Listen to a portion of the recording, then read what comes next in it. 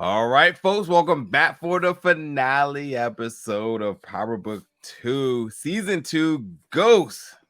Jaron Lucas here, your usual host. Now, before we get into tonight's episode, I gotta know, what did you check out first? Because tonight was a crazy night. Whether you watched the finale of Ghost or the premiere of Force, you had options.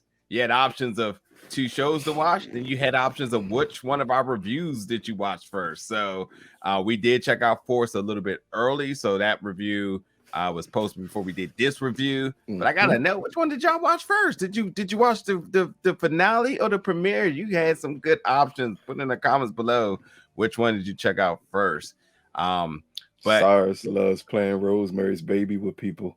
They did the same thing with They did the same thing with BMF and this premiere. Yeah. I like it. I'm with it. I think this is a great strategy, and they did good numbers before. They're going to break monumental numbers with this. You get the biggest character in the Power Universe first episode, and then you end with the craziness of this episode. Yeah, like I don't personally. I know I had to watch this one first.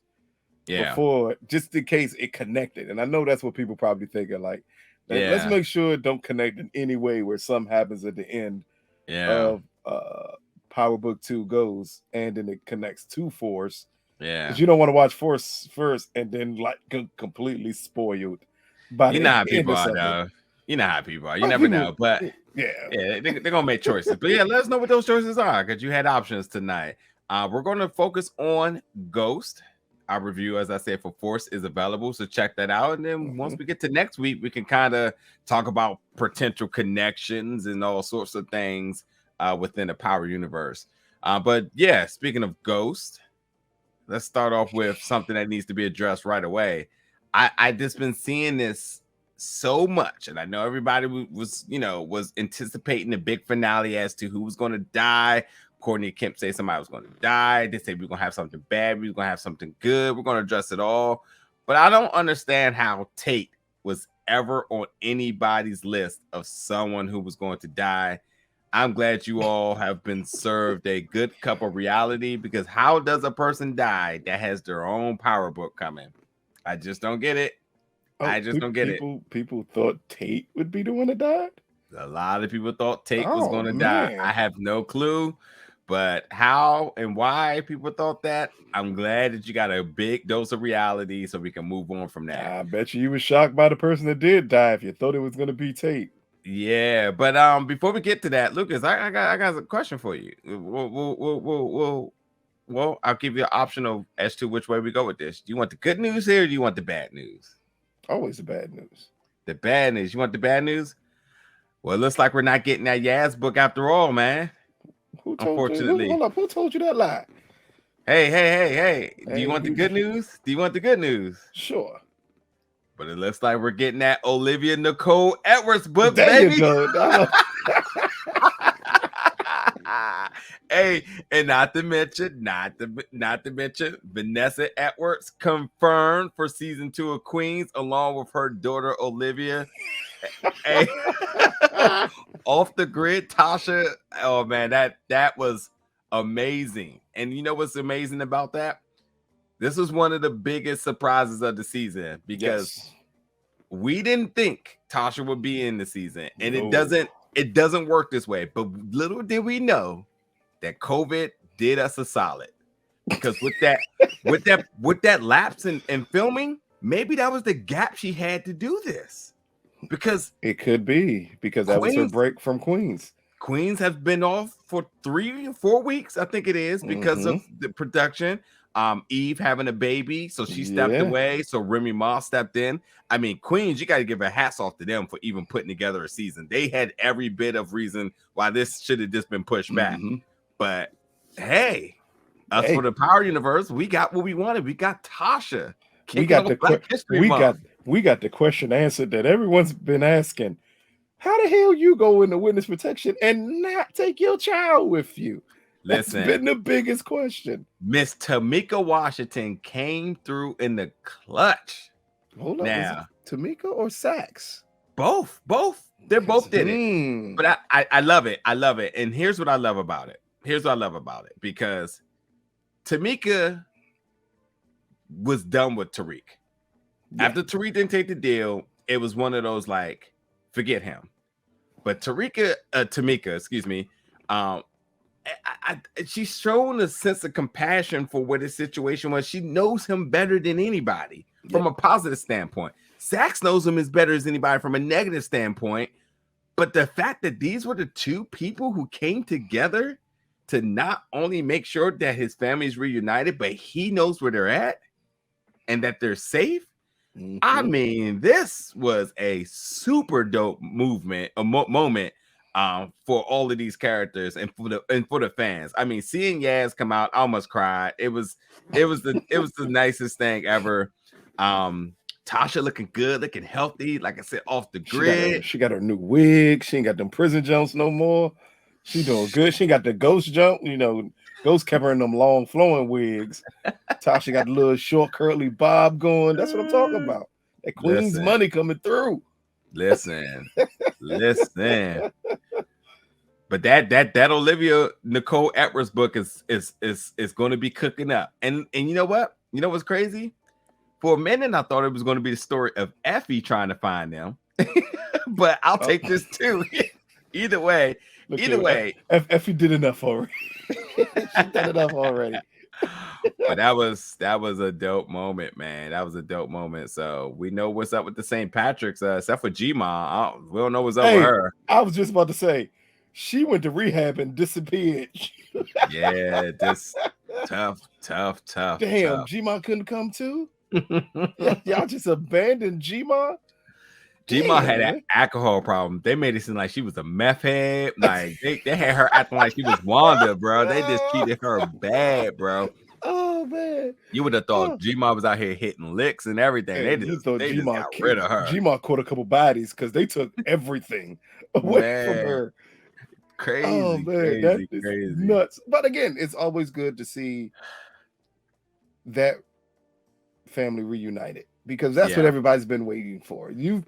I think if they would have dragged it out a couple more seasons and then we would have seen Tasha, it would have been too much. Yeah, this was so to see her here when you didn't expect to see her here, that was a great move.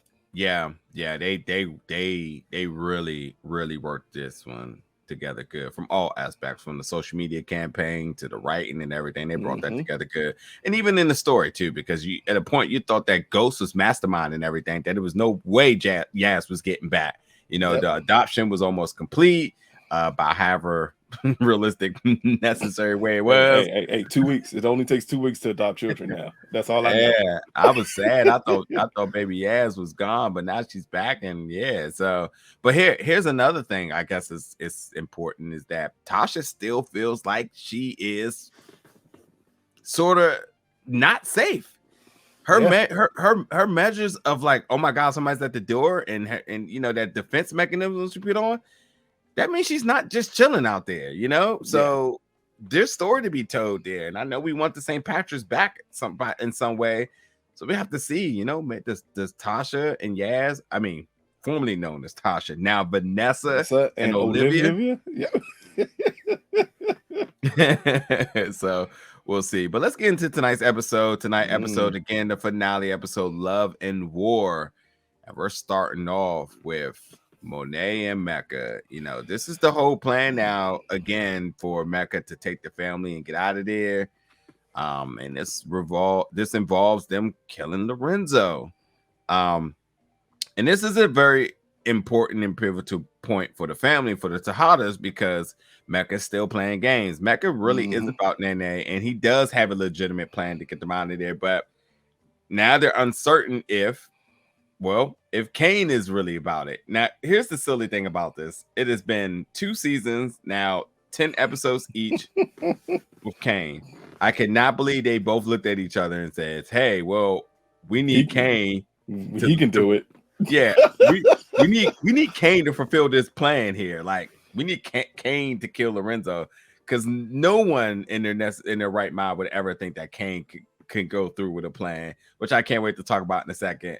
But what a stupid plan to come up with. I'm about to say the better analogy is no one ever asked Shaggy to solve the mysteries. Like, nobody did. Nobody did. Like, why the hell would I ask Kane to do it? Like, no, Yeah. it was a horrible plan from the beginning. But there was a beautiful diamond necklace she got on the boat.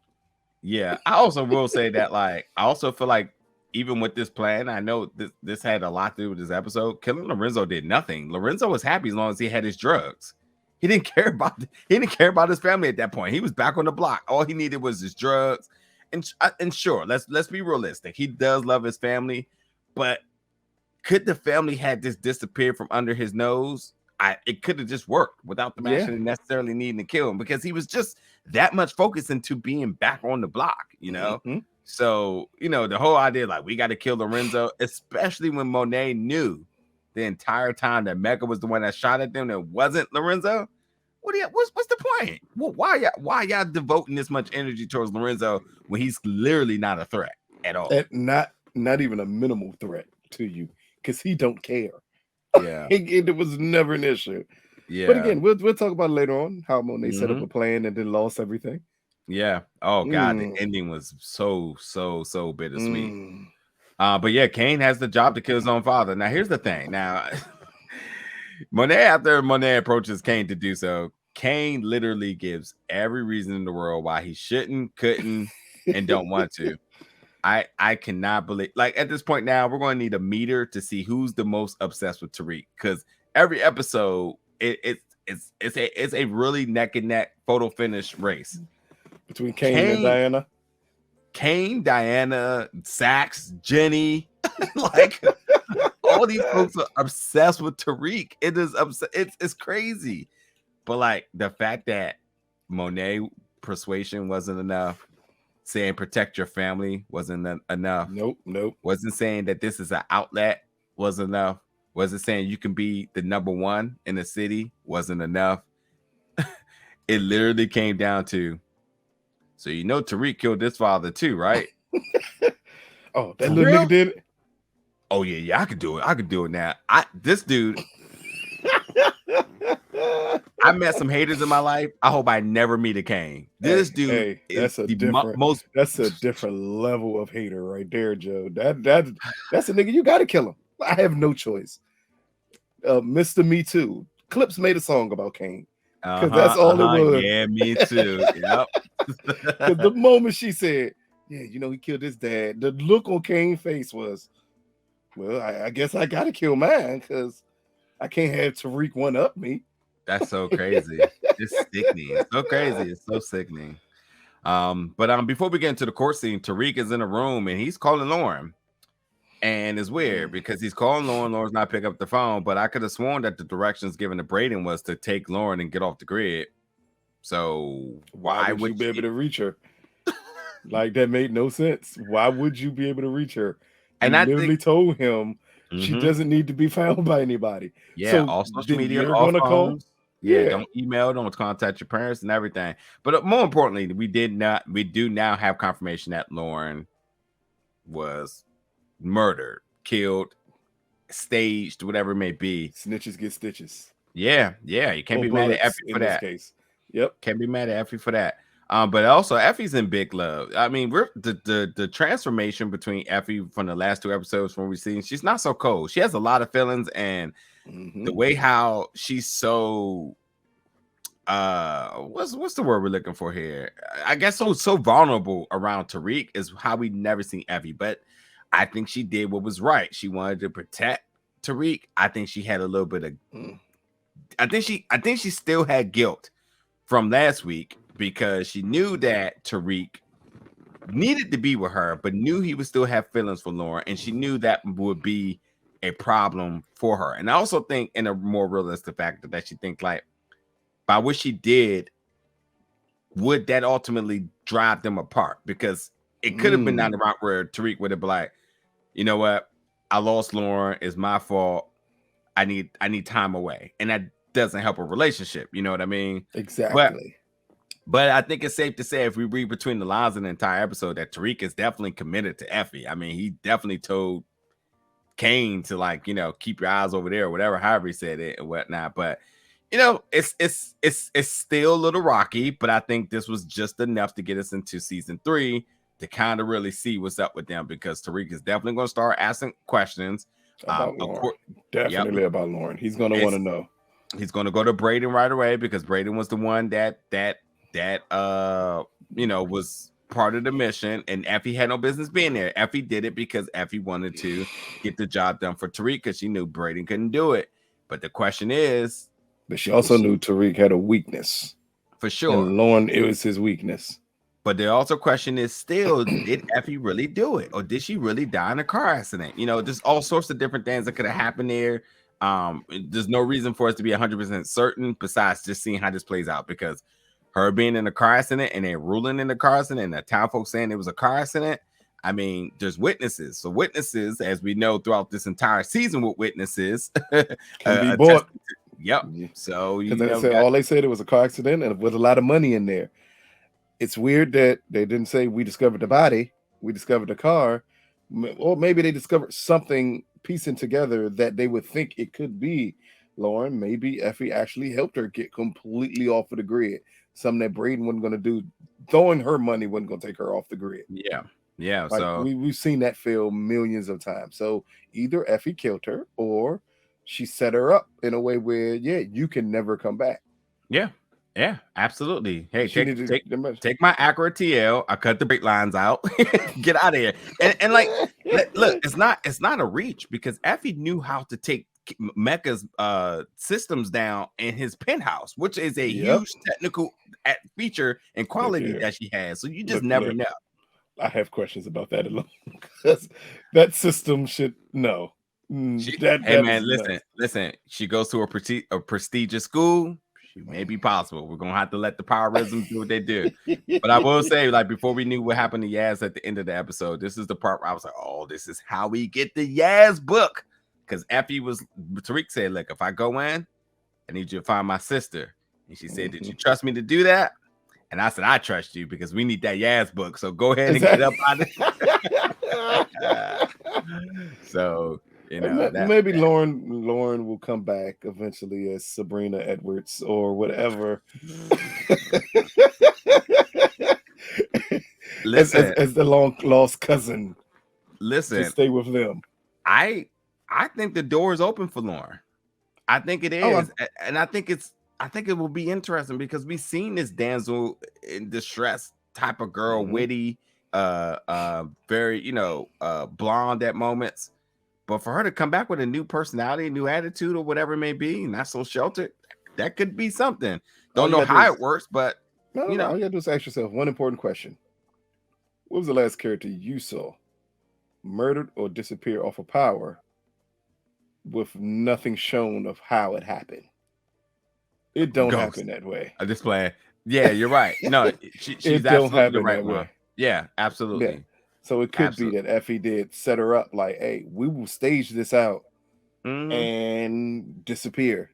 Don't come back. And then when Lauren, if she does appear again, as you said, you get a hardened, more tough character who's had to live through some stuff to avoid whatever happens with the Tejada family moving forward. Yeah, I mean, also too, like, there would have been more of an uproar on the campus with Lauren if everybody knew, in the sense of like her parents and everything that's involved. I mean, the lawyers and stuff knew, but I mean, like, it's still a very mystique or like vibe, based on this. So that's, in Power Universe, this absolutely leaves the door open for something in the future. So, we'll see. And ultimately, if she is dead, we have to see how that affects Tariq and Effie relationship, and even Brayden. But if she's not dead, then that's also even interesting. So we'll see. Hey, this one you could give Brayden the body, because after what he did, he could have killed her. Tariq can't say nothing at this point. So going into the courtroom, this is when Jenny decides that she's going to bring up Trace as a witness. Now, the other important thing before we got to that is that we do learn, and we always knew this too, is that Davis McLean is willing to burn anybody for Tariq. So, and why he doesn't have much ethics, he's very much in his right doing to say, Sax, this is my client. I will burn your ass for him too. So, this was important, because I kept wondering when it would get to this, and I kept wondering who was going to flip and how it was going to flip, and we got all those answers tonight. But Trace coming up on the stand was always going to be interesting because we knew he was going to get up there.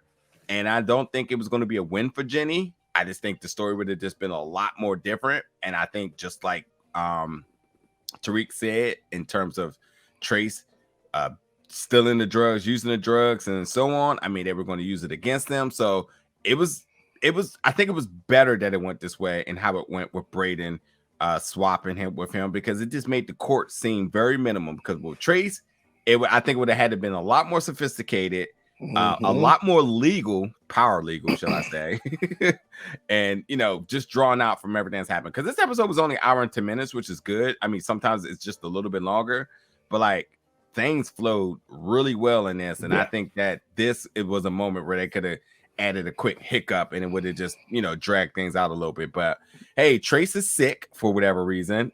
Thank Brayden, because obviously Brayden has something to do with that. So Brayden takes the stand because Jenny is out here. She's just shooting Hail Marys.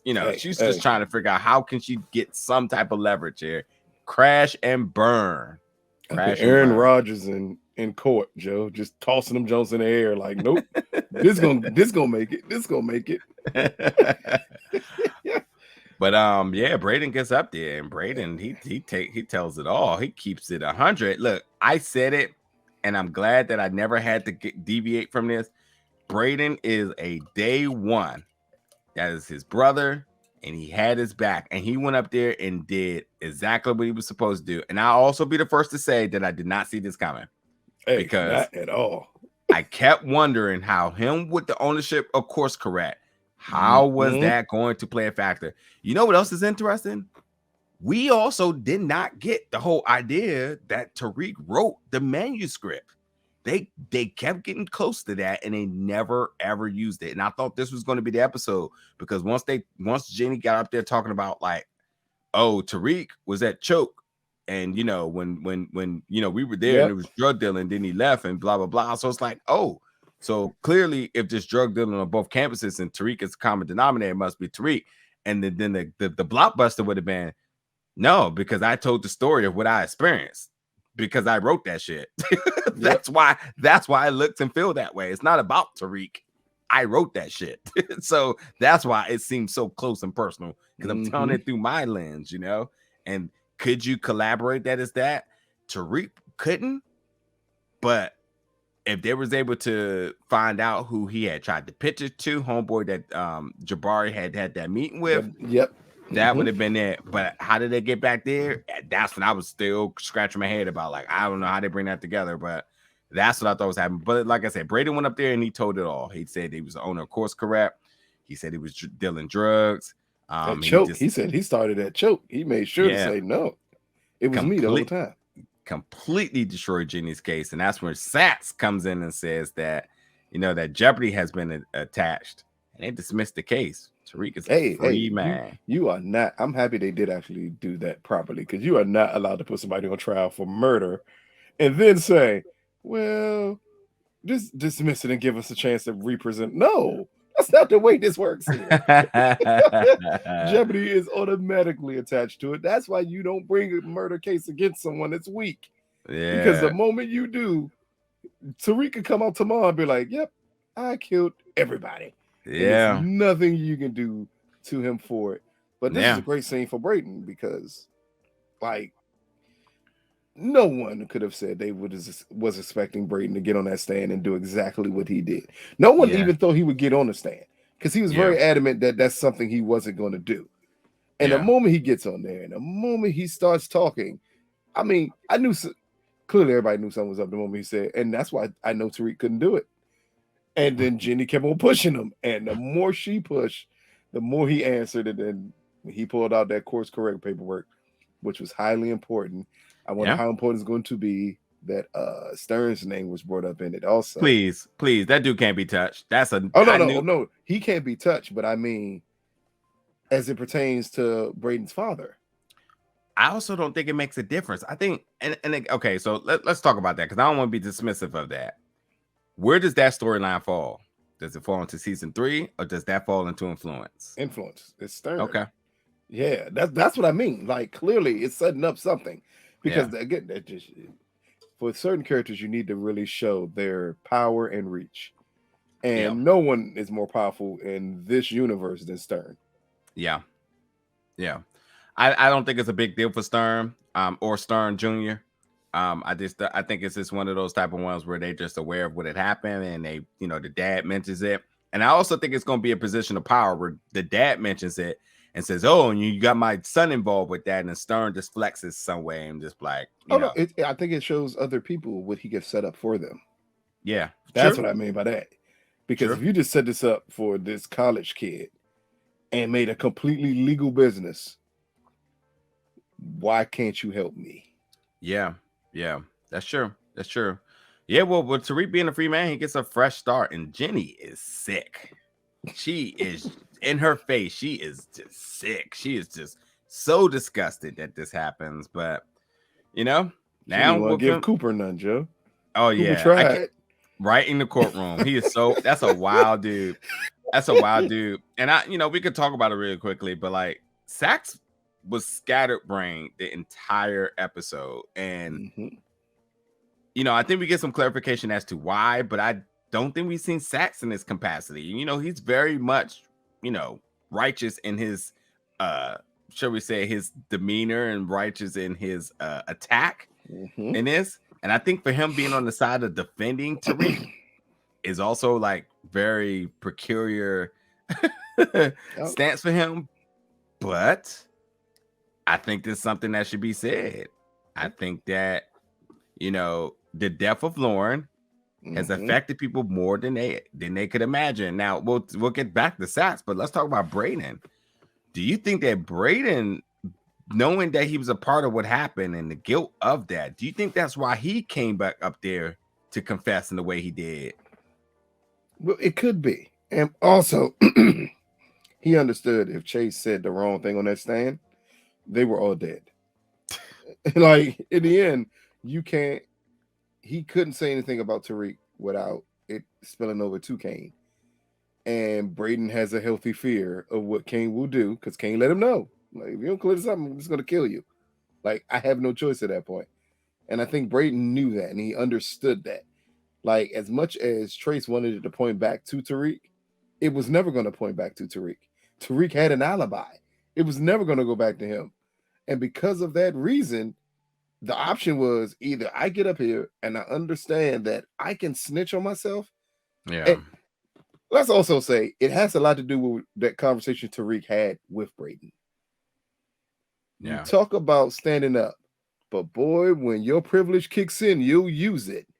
And this was a chance where he could use his privilege, because ain't no black kid getting on no stand and saying, by the way, I run this drug empire. And then you blow up a DA's case and you get to go home. Yeah. That'd never happen. Yeah. And it's crazy that all this time we kept wondering, like, when were they going to point the blame towards Brayden? And Brayden went up there and said, fine. So since no one on the writing team wanted to do it, I'll go up here and do it myself. So yeah, it shows what happens with his privilege. I think that conversation with Tariq hit a nerve with him. Yeah. Even Tariq tell him about the thing with his dad. Like, no, your family will get over it. Your family can survive almost anything. Yeah. Guess what? All that happened to Brayden is we're taking you out of school, and now you got to work at our hedge fund. Yeah. Oh, Dad, so I got to make millions of dollars a year instead of going to school. Come on. So now that Tariq is free to go, he gets a fresh start. He can focus on his sister now or after college. This was kind of the ultimatum that or advice that that Davis gave him. I cannot believe Tariq went in here and tried to get a refund. I mean, he knows Davis better than that. And while, for sure, absolutely for sure, while he knew that Davis was wrong ethically, which this was another scene that did it for me, because there's a lot to really unfold with this, so I'm not going to spend so much time. But I kept talking about the conflict of interest, and at some point this needs to be addressed. We got one half of the conflict of interest here, where Davis was getting money in his front pocket and his back pocket. Yep. He had to keep Tariq out of jail, which ultimately provided funding or kept the system going for the Tejada. So they needed Tariq so that they can get money. So that was the the means of Dave for Kane paying them in one way. and then Tariq panned him in the other way in order to get off of the case. And that's when he figured it out. He was like, yo, this is definitely not good, but Davis also laid it out too, saying like, yeah, so that ain't happening, and I'm just going to keep my money, so you might as well go ahead and either focus on. I don't know why you thought these Bentley truck payments was cheap.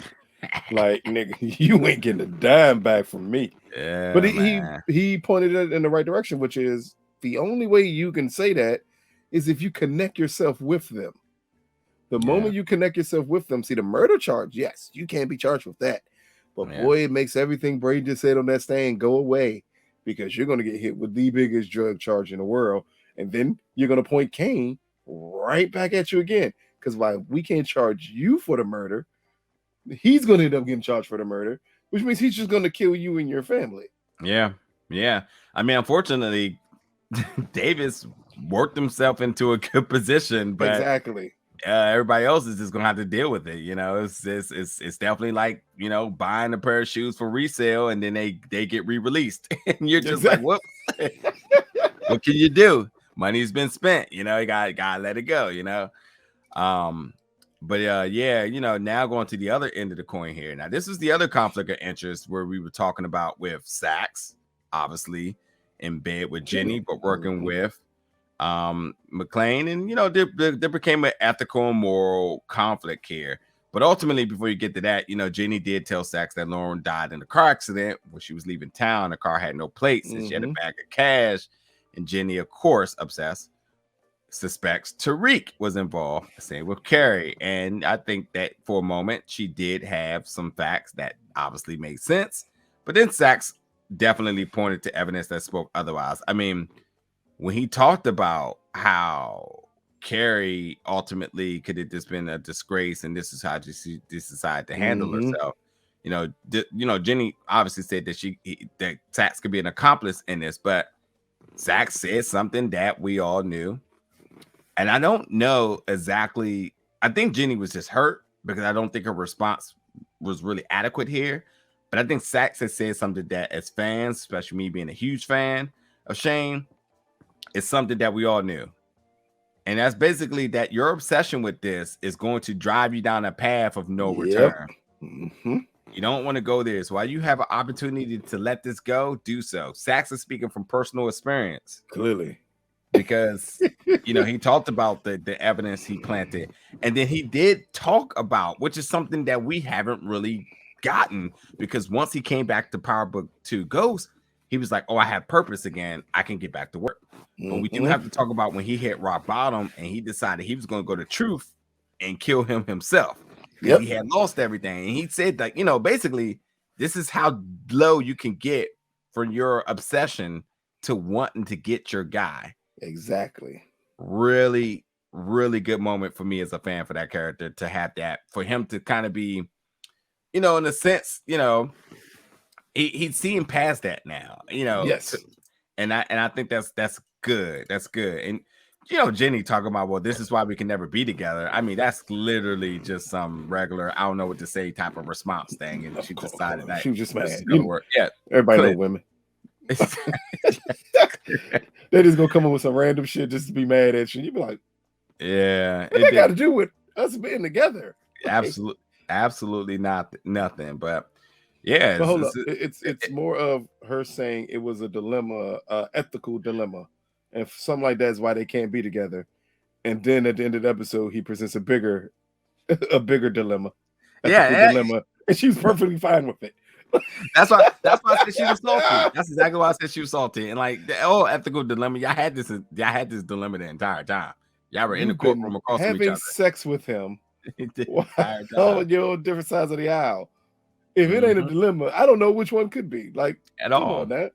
And like, yeah, you can try to blame by the tape being out, but also, Jenny, you're right. Blame yourself. You was the one that made her put that watch on, that wiretap for whatever reason, and yeah, you got two people killed. But you pressure the kid and then let her know the dangers of doing that, and that's the problem. And you and Carrie tag teamed her into a horrible situation. You think their parents are going to come after them? They would come after Jenny, I can see. Yeah, that's what I'm talking. That's what I meant. When they come after Jenny, do we want that? Is a question. Not really, because why at this point? What good of a purpose would it actually serve?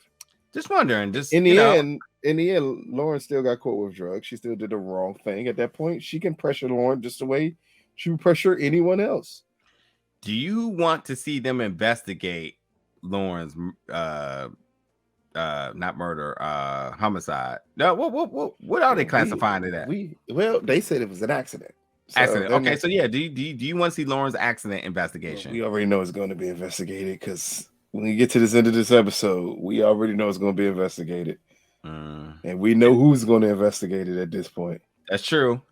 But it is important to say that the tags were not on the car. So I mean, they're putting details out like that for you because again, they want you to be suspicious of if this death really happened. Yeah. But I will say that Sax, what I meant to say earlier, Sax is coming clean with his addiction. The first step of addiction in addiction recovery is admitting, and he admitted that he was upset. So now at this point, Monet fills in Lorenzo her plan to kill Mecca. And that she knows is going to be letting him know that Kane's job is to kill Lorenzo. So everyone has to play their part so that Mecca doesn't kill Kane. in this, everyone playing their part. We finally get to see. I've been waiting to see it. I'm waiting to see this here. Where does Kane get his stupidity from? And we clearly see in this episode where he gets it from. He is a junior through and through. Yeah. Because Lorenzo got just as hot-headed for no reason. Got just as hot-headed at all.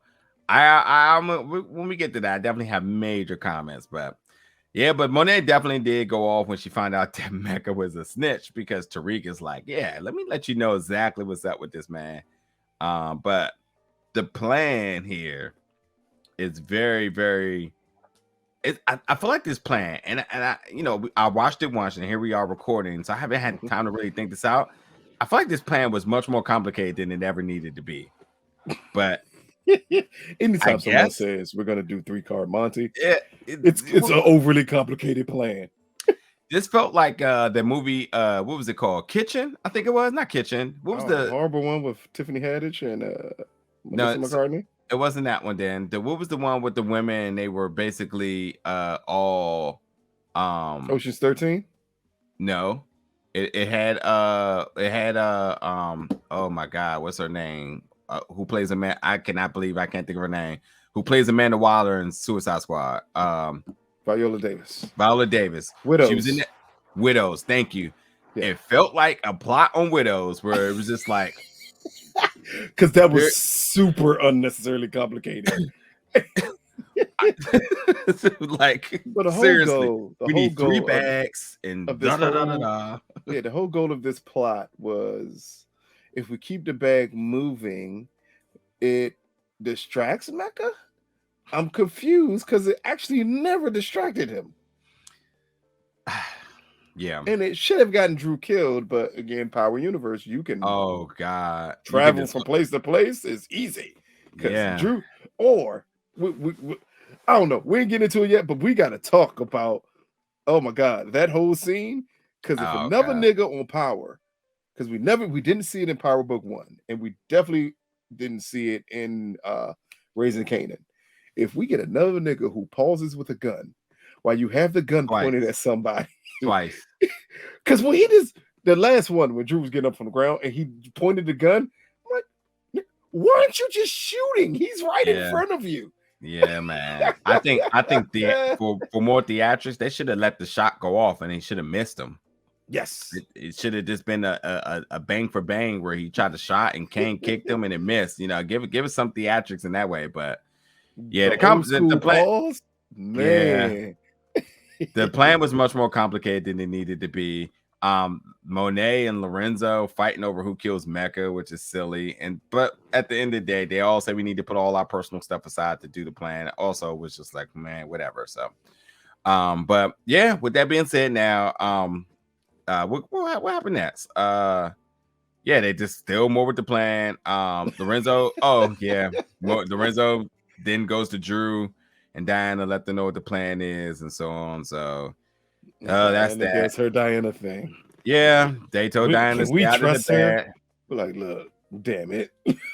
Yeah, Diana still has to do what she does, but hey, and clearly Diana looked in the back. The moment they said, and tell Diana don't look into the bag. Come on now.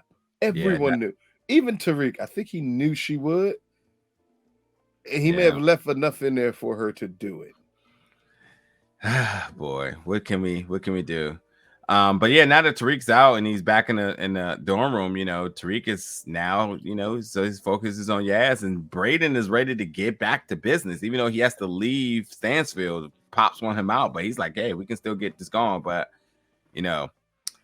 not right now, because Tariq's focus. When we find out the other big thing of them taking Tariq's drugs, and that he knows Diana did it.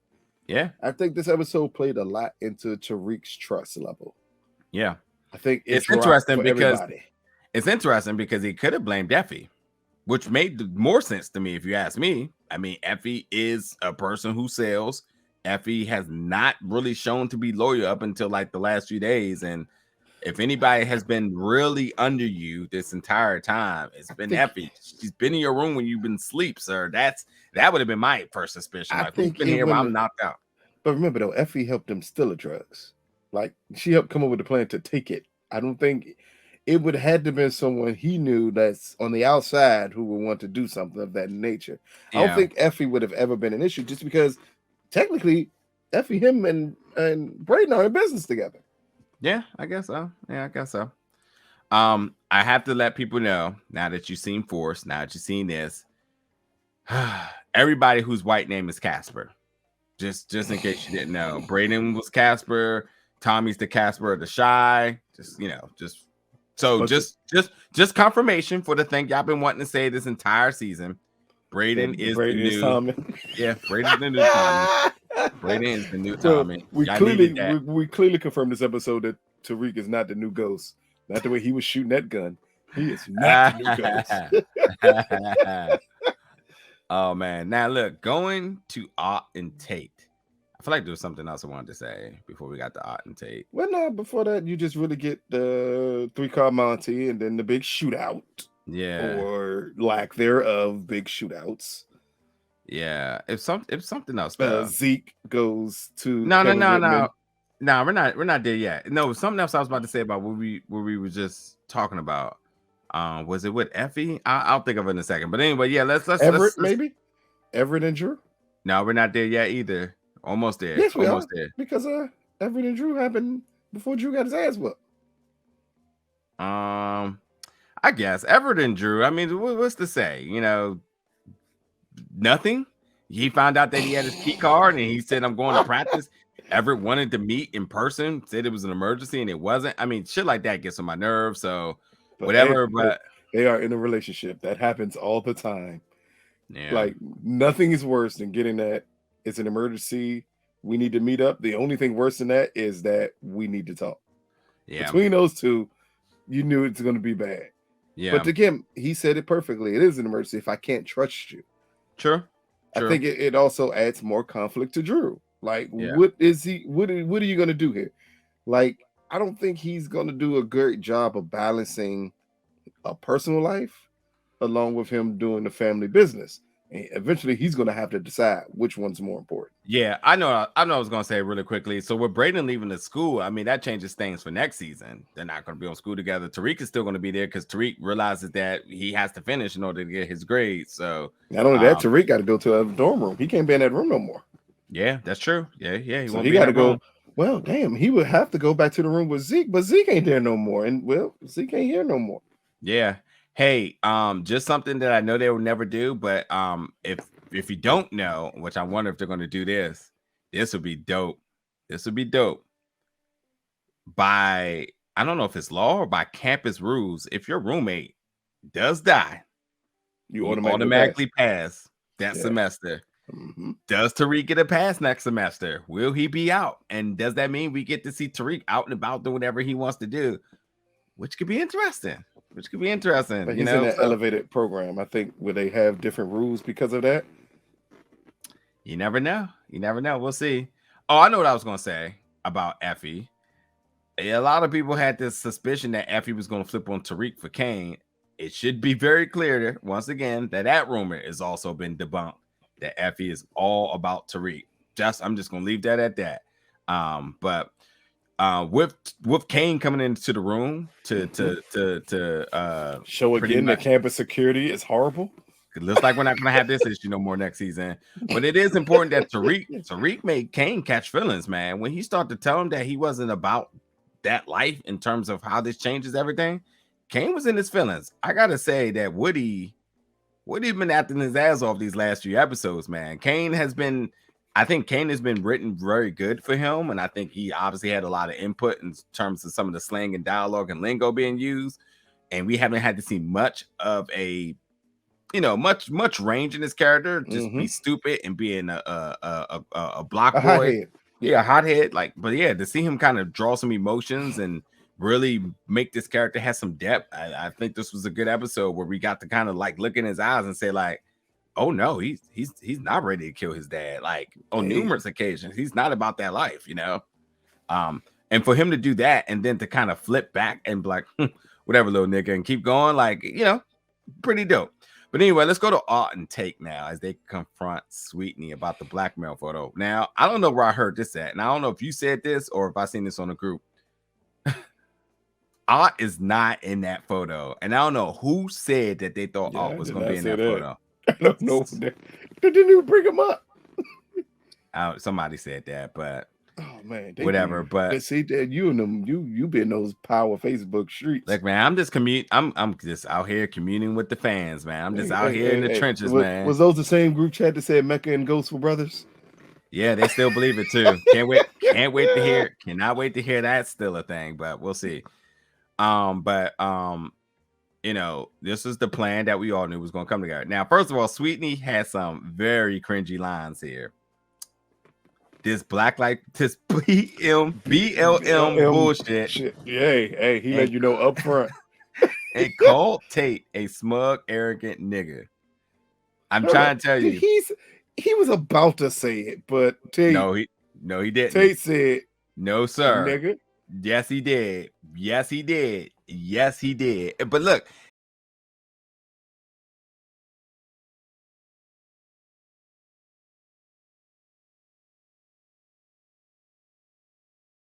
I think it's good that they did that because I think it makes it a definitive no-brainer that the blackface picture is not something that would have just been washed away, because he would have got up there and he would have clearly said the wrong thing. Because you know why? You can easily say like, oh, he wouldn't say that. He would have had a PR person, et cetera, et cetera. Oh, yeah, I don't think he would have said that. Yeah, but listen, you're in front of Art right now. This is a judge, jury, and executioner. This is the one person that you come correct to, because you don't get a pass. Just like Art was like, huh, okay, cool. So whatever you thought your plan was, here's my plan. Here's the cards that we're playing, because he knew that he wasn't going to be able to. But remember, Art still had to get him on board with him. Art is the second most powerful person in power. See, but here is where I think they showed the difference between being a strategist and going against someone and trying to propel someone. And they said it perfectly when he was like, oh no, I'm not worrying about this. The news cycle will go away in 6 months and I'll be fine. And here's the weird part. He's 1,000% right. That news cycle would have ran through that photo, and by the time it came to vote again, no one would have cared. They had to promise him a bigger position for him to step aside. See, that's what Odd is good at. I understood. I'm gonna give you a bigger position for you to step aside. But if that's the case, what does that do for Tate? Because who the hell wants to be a governor and not the senator? Well, I mean, let's just be honest now. They gave him that ultimatum and said, look, if you step down and endorse Tate, then we're good to go. But then they told him like, but it's okay, because in a little bit we'll make you Ben Carson. Yeah. But that's even weird, because that's above a governor. Like, that's not something that basically what he basically said was, give Tate the little role of governor. No one cares. I'll set you up to be bigger than that. All I need you to do is to step aside, because in all honesty, in the And I know we're not getting into politics. He would have been right back to power. He would have been a governor. He would have been a governor in New York, which obviously makes him a presidential candidate at some point, because that's what would be next. But Sweetney going to be like the head of HUD makes him just the head of an agency that they're going to eventually just defund, and he will be without a job. I mean, I do see what you're saying, but I also think like, well, it was a part to me is setting them up and said within 6 months we'll just make you the senator of New York. Yeah, like, I mean they called the bluff there. I don't think so. I think that is literally his goal. I think he's not, again, he wasn't crazy here. Not playing that out and having Sweetney go against Tate. I don't think Tate can win an election. And I think he knows Tate can't win an election. Yeah. So he's like, dude, the last thing we can't have is you battling against him. We need you to endorse Tate. Yeah. Yeah, I think I agree. And I think, that's why, when he, would talk to his brother, and his brother's like, you still got to run. I think that's why that line was in there, because I don't think it's a guarantee that he wins. And I think that's also why, because for Power Book 5, that's what we see. And obviously by the graphics of it, we see that, the graphic of Power Book 5, which was once 4, it looks like a podium and a campaign and so on. So like, it's not going to be a guarantee. He's going to have to go on a campaign run. My man Han is going to run against him for governor. That would be interesting, because Han is still the district attorney of New York at this point. Yeah, that's true. Man, that's true. With Stern's backing against Stephen Ott. That is true. Jeez, man, can't wait for that to come out. I was going to go back to Kevin Whitman. Kevin Whitman, who I feel, since his introduction this season, I thought he was going to be a big character, but he hasn't. He's kind of been like there a little bit and then kind of gone. I thought that he would be truly a pivotal part in this season.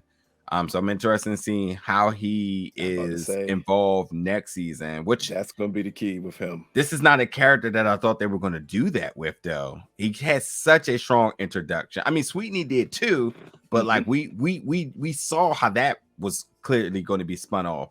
But Kevin Whitman seemed very vital to this season, this show, and not much has come with that character. So I'm definitely waiting to see what happens with that next season. Just combine everything together now.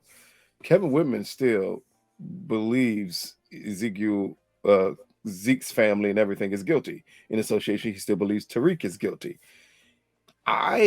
We just didn't expect him to take on the role of a character that we got at the end of this episode, because that's what it looks like they're positioning him to do. Like, he'll be that liaison now from the police department that heads with that federal agency and builds a case, because now he has all the evidence he needs. Zeke came to him thinking something was up with Carrie. He didn't want to say what it was. He thinks something up with Carrie. If Zeke is now dead, in the way he died, who else does it fall back on? It falls back on the Tejadas. If it falls back on the Tejadas, it falls back on Tariq. And Tariq is already in lots of trouble by the end of this episode, as we see. So I think we expected a character for one season, and we may have gotten a character for the next couple. Yeah, fair enough. Zeke needs to, at this point before, Zeke had just needed to stop going to do anything that involved him talking under pressure. He's just, I just don't get it, but we'll just let it go. They do a great job of presenting Zeke as the green kid. Yes. Yeah, they do a great job of doing it, because he's not involved. He's not Diana Kane or Drew. So they did a great job of presenting him that way. Yeah. So let's get through some more of the other episodes. Let's get to the big stuff towards the end. Daniel Warren was the one that informed Tariq that Yasmin adoption was stopped and that custody was going to be reverting back to Tariq. But this is also at the same moment when Sax then approached him about Lauren being dead, and he explained that it was an accident and questions whether Tariq believes that, and he's not sure. But also, this is also a form of Sax wondering if Tariq was involved, and Tariq obviously had not known, so Sax just needed to know for himself. But this is also again where Sax go back to tell Davis that she's involved, that Lauren was dead, and that basically they're involved because they got blood on their hands. Yep. And Sax knows that Tariq had heard the wire and questions if Kane did too, and then throwing the responsibility of both Lauren and Carrie to Davis, which now at this point Davis checks another person and says, like, don't you come in here with all that, because you ain't been so clean yourself. We're one and the same here. So you planted evidence on someone. Don't you come in here with your righteousness. Like, you are not crooked, sir. You're extremely crooked. Yeah. But I think we also skipped over, because was it before this moment? I think it was before this moment that they had the conversation where it was at this moment when Davis told we're talking about Theo. Yeah, he said, no, this is the most important case. Theo Rollins is the most important case of this firm, and that's where Sax and Theo's innocent, and the prosecutors suppressed evidence. So as we find out that Theo also is sick and has told Davis that don't push him too hard, because I'd rather die in here than you end up in here, which is a very interesting tidbit here, because Sax, and again, we already know Sax is not going to be devoted to this full time, because now he's working alongside of Jenny to kind of clear his conscience again. Well, it's also get on Davis. Yeah. So he's going to be focused on the Theo thing, but not in a way Davis wants him to be focused on it. Sure. Because if it points back any way, shape, form, or fashion, or maybe it's something we never thought about. The reason Davis fought so hard for Theo is because Davis is the one who actually did the crime. Yeah. So he knows his brother's innocent. Yeah. That's super true. That's super true. So we're gonna see how that plays out, man. If Davis somehow ends up in jail, that would be monumental to me. I wouldn't like it, because I like Davis being this sleazy lawyer. Yeah, as Tariq said, no lawyer is ever clean. So exactly. No, we never got Proctor in jail. We can't have Davis go to jail. But also again, right, because now that Tariq is aware of Lauren being dead, this is exactly how I thought Effie was going to be. We see why Effie was sad, because she knew that this will hurt him, and Tariq, he has guilt about this, and he's heard about Lauren and how what she did affects him, obviously affects them. So that's that. Now, folks, let's take it back one more time. We're not gonna spend too much time on this, but it because this is where it happens in the episode. We're going to good old, the most beautiful state in America, West Virginia, where we finally get to see our queen, Tasha St. Patrick, off the grid in a cabin shack. And well, like I said, she's paranoid because her door knocked and she didn't know who it was, but it happens to be Miss Tamika. Tamika comes in there. Tasha's in Whitsack under the name of Vanessa Edwards. Tamika then brings Tasha Yasmin, who's now, as I said, Olivia Nicole Edwards. And they're leaving. They're on the way to Indiana, folks. And Tariq watches from afar, so he is aware. And not only is he aware, he knows who is aware. So even if he needed to find more information out, Sax and Tamika are the ones that have it. So that's that. And again, like he said in the beginning, it was really dope for them to be able to do this, because that was pretty dope. Now, also, folks, we love our connections, right? Tariq says, do you know Dante Spears? And it's like, yeah, because everybody knows Dante Spears. And matter of fact, Sax should have been the one to take that call, not Davis. It should have been Sax the first time because of his previous employment. But Sax, knowing Sax. Now, this is where I want to get some involvement from the fans here. Is that they did mention that Dante, man, he was Lobos and the what was the cartel? I forget the name of the cartel. Yeah, but he Jimenez. I'm gonna say Jimenez. Yeah, Jimenez. Yeah. So like he knew. But what's important is that he mentioned that Dante. Who would have known where things would have went with him and Angela. It is interesting here that, you didn't. I thought they said, I thought he pointed out, he said, well, because of Dante, we would have never been put on to your father and then on to Angela. There's no telling where it would have presented itself with Angela and your father if it wasn't for Dante.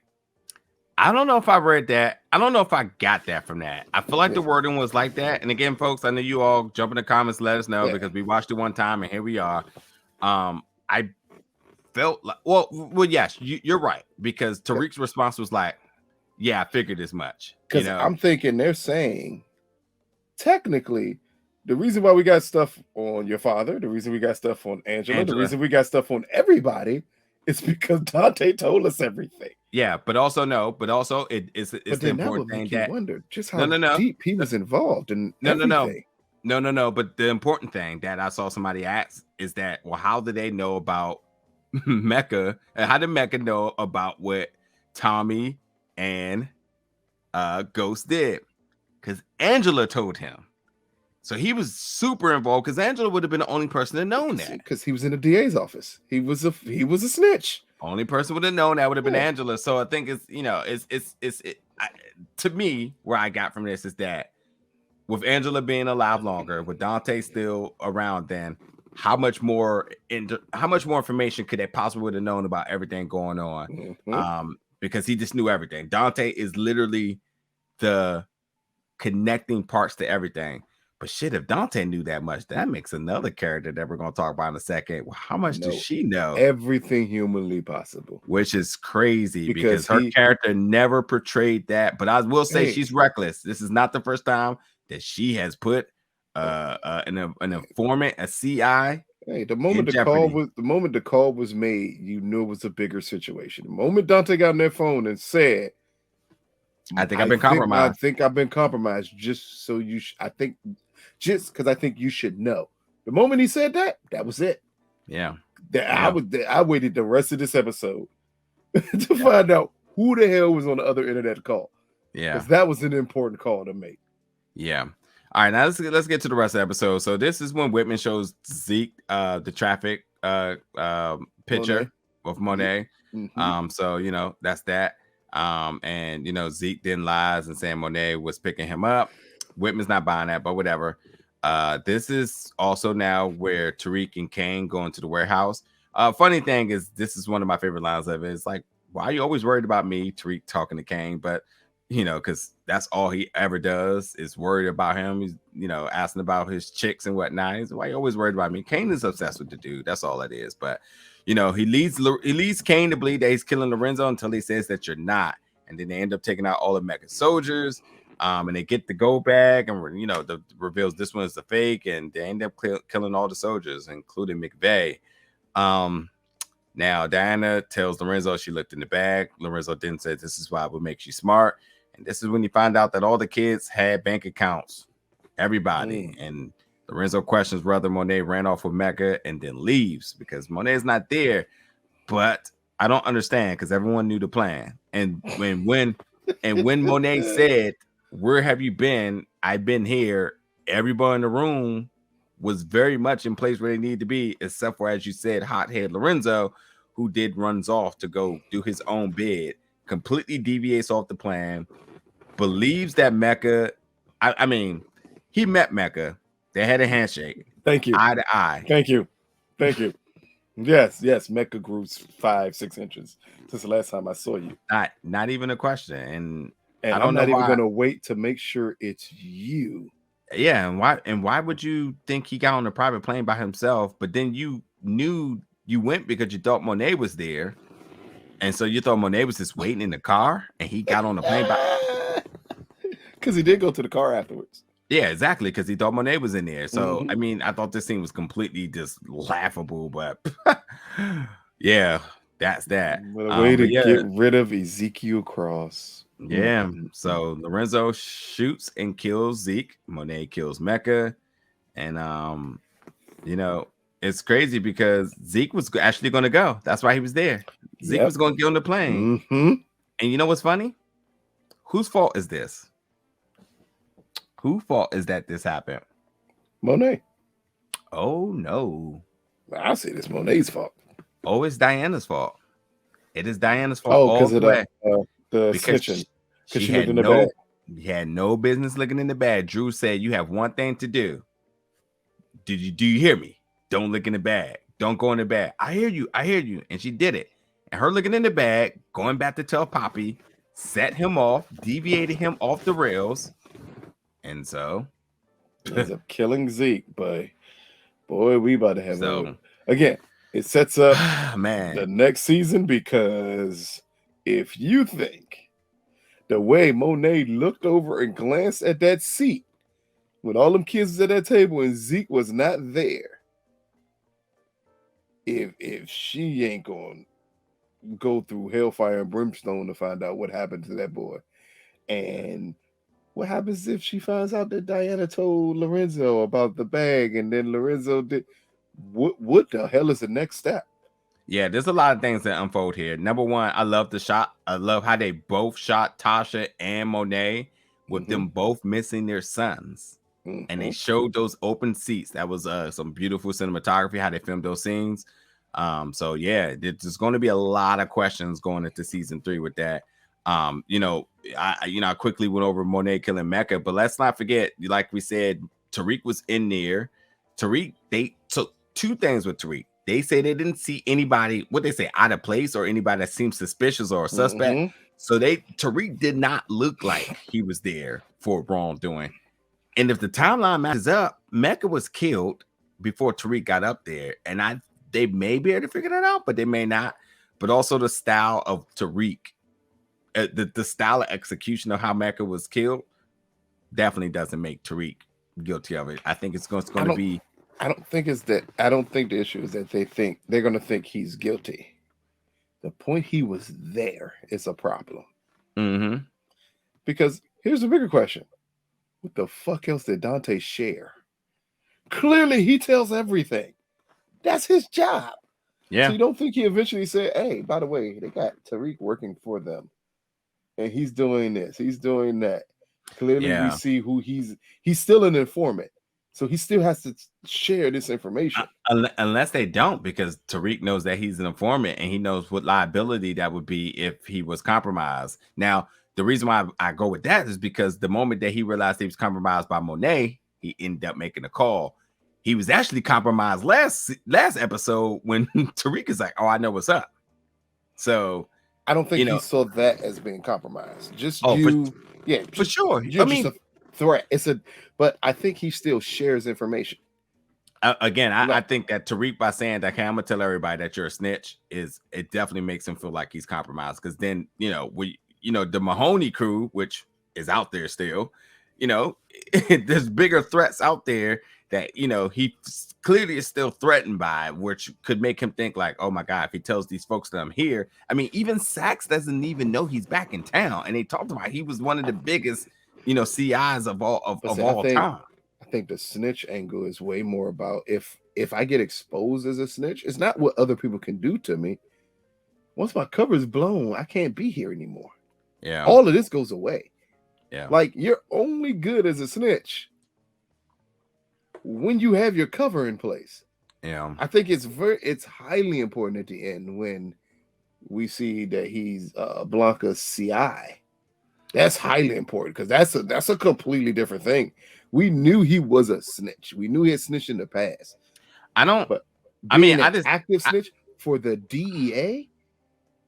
It's a hell of a lot more going on there because DEA only has snitches for one reason and one reason only, and that is people who build drug empires and them attempting to take down other people. That's it. They have no other interests. So to them, I'm pretty sure he told them like this is their whole entire operation right now. Maybe I don't know. I mean it could easily work, but I think he's so in love with Nene he wouldn't have did it. Remember, it doesn't affect her. Her and the kids were going to go away. It only affects one person, Lorenzo. Yeah, but unfortunately again, this is another reason why killing Lorenzo doesn't make sense to me. He was never a threat, which is another thing that I'm also willing to kind of down that hill is that he also didn't think Lorenzo was a threat. That's probably why he never informed him about Lorenzo at all. I just think Tariq being there is just going to be circumstantial.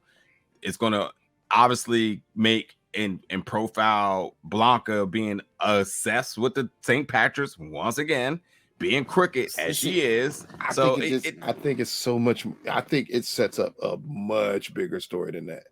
Blanca's only one piece of it. Yes, she thinks Tariq is guilty, but again, we got to look at this whole episode. This whole episode put together way too many things for it to be simple. It will not be so simple as just Tariq shows up at Mecca's place. Mecca's dead. Even if you showed up after he dead, or matter of fact, he didn't show up after he was killed. Clearly, he showed up before he was killed because he was on his way on the elevator up. Tariq, he was on his way on the elevator up as Monet made the shot. I mean, he showed up before he was killed, but he wasn't there. He wasn't. Yeah, but he wasn't in the room when he was killed. I mean, yeah. No. Oh no, he ain't got to be in the room. No, but they can't prove anybody was in the room. I look. But here's what I think. They're just going to use Tariq in terms of taking down the Tejadas. That's how I look at this. I don't think we get another season of Tariq being in jail. No, because it flips. No. It's not about him being in jail right now. Everything's going to flip. Also, Zeke was killed on Mecca's plane. Like, where else do you get the connection from? He's already connected with the Tejadas. You're going to have Kevin Whitman, who's going to be like, wait a minute, he just came to me with all these other connections, and him thinking his aunt did it. I did not believe him when he said his aunt did not kill his teacher. If his aunt still killed his teacher, then we really need to look at this connection between Tariq and Kane that Kevin has already thought about it. Yeah. And then you just put piece and piece together, because if the Tejadas and Tariq keep on showing up at the same places, you're not showing up in the same places because y'all not connected with one another. Yeah, true. And I also think, I mean, Kane's still not off the record yet, or off the hook yet. And I also think that Monet, he can still be charged with murder. Yeah, and I think Monet, I mean, by the end of this episode, we realized Monet didn't have the power at all. And I think that, this also then makes Lorenzo also very a suspect, and with his history, obviously also, as well too. Lorenzo is terrified at the end of this episode too. Oh, for sure. Let me get a couple of things out real quick, because I'm about to forget, because we're kind of theorizing about so much about next week. The other thing is that Tariq and Monet, as much as they wanted to break their deal to go their own separate ways, Tariq didn't get his money and Monet doesn't have products, so look, they're both still in. So that's that. But yeah, when, like you said, when Lorenzo gets home to find out the report that the death of Mecca in the penthouse, and then questions who killed him, Monet gets a call. This is when Monet gets the call about Whitman saying that Zeke Guardian, that he was dead. Now everything's been exposed, because Lorenzo is shocked, like, oh my God, if I didn't kill Lorenzo, who did I kill? Yeah, he knew. He put it together pretty quick. But the Blanca Rodriguez is back, who we have not seen in Power book at all. I think the last time we seen her was the end of Power. I was a big fan of hers until she started to go dirty, but it is what it is. So she's back, and she is, Mecca was her CI. Was she not at the beginning of Power book? I don't remember. Too big. Maybe. Oh yeah, that's right. Yeah. I forgot about that. But yeah, don't forget Dre was also her CI too. And she has this thing with her CIs always dying. So just be aware of that anybody who's under a Blanca is definitely soon to meet their demise. Oh, and yeah, she's in a new agency. We gotta always bring that up, because she was an NYC detective. That's right. I don't know. She is now a DEA special agent. That's right. Now, and then Sax and Jenny are together because now they have a common interest into finding justice for Jenny.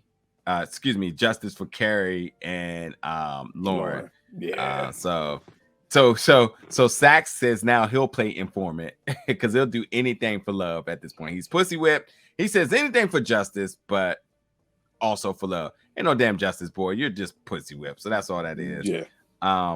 And it's yeah, that's just, I guess that's just it. But that's, Tariq basically said that he'll do whatever it takes, money and power, do whatever it takes to get back to his mom.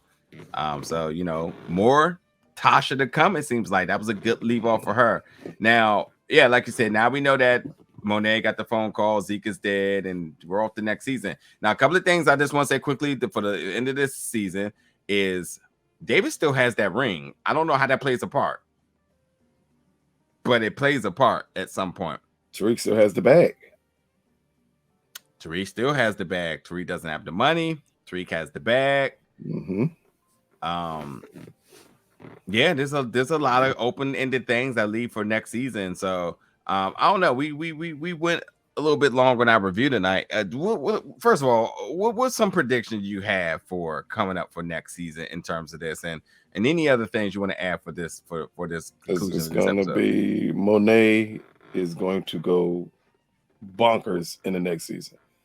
Yeah. Because I don't think they're going to drag it out. She's going to put 2 and 2 together pretty quickly. That Lorenzo killed Zeke, and when she does, it's going to be a Tejada civil war. Because we already see the sides split. Clearly, Kane is riding for his mother no matter what at this point. Diana is riding with her father no matter what at this point. The person stuck in between the middle is going to be Drew. And how that plays out, I don't know. It's going to be extremely interesting to see. Also, Tariq and Blanca now back at it again. And him attempting to avoid everything that's going to come along with that, especially with Kevin Whitman still in the picture, especially with Sax still in the picture. He has still so many people against him. Just when he said, I'm going to be out the game, that duffel bag of him holding on to Mecca, that's going to play dividends somewhere, because that's way too important, because there's too much information in that duffel bag. Wait, or does Diana have this duffel bag? No. Remember, she said at the end, Tariq came and picked up. Oh, that's right. That's right.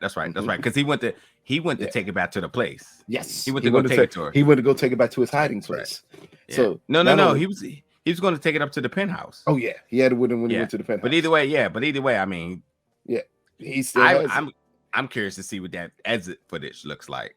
Yes, because I mean, they said that the cameras have been wiped because the Effie technique. But I'm curious to know, do they show them leaving?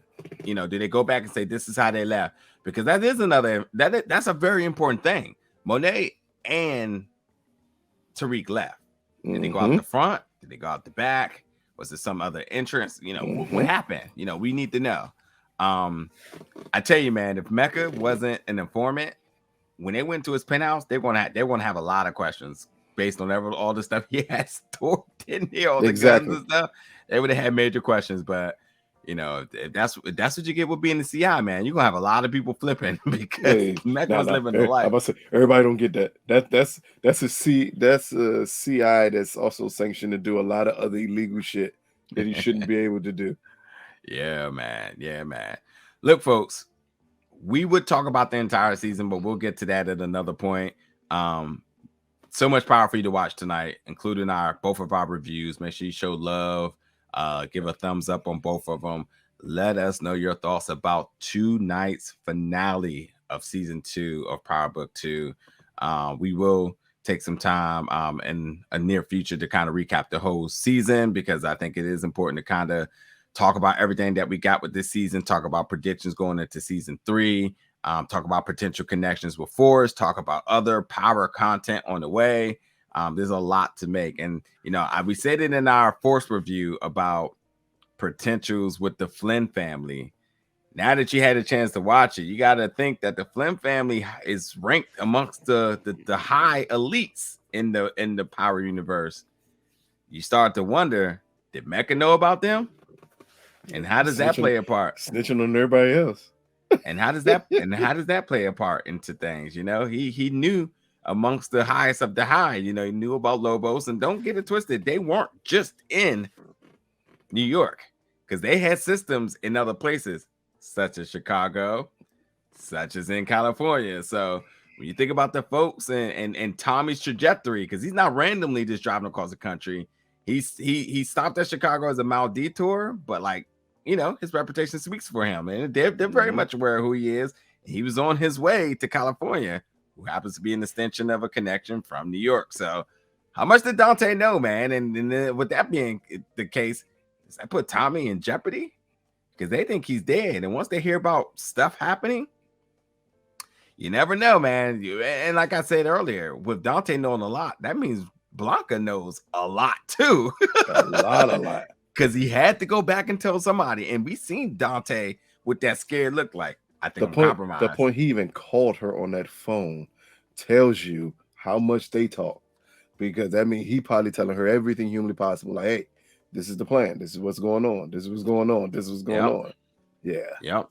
And they like I said, Say it, he knows Uncle Tommy, so and you have to see. By the way, Uncle Tommy, who faked a car accident, by the way, and next thing you know, he's still alive in Chicago.